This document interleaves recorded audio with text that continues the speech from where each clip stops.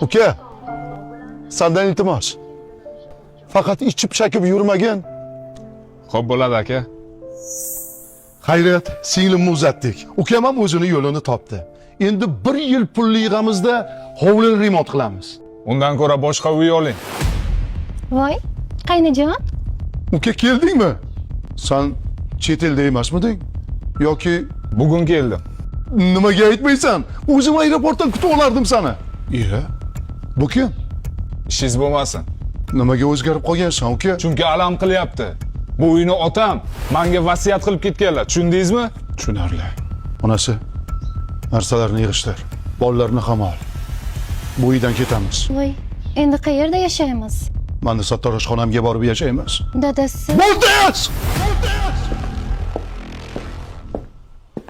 To'xtang, akalarmisiz?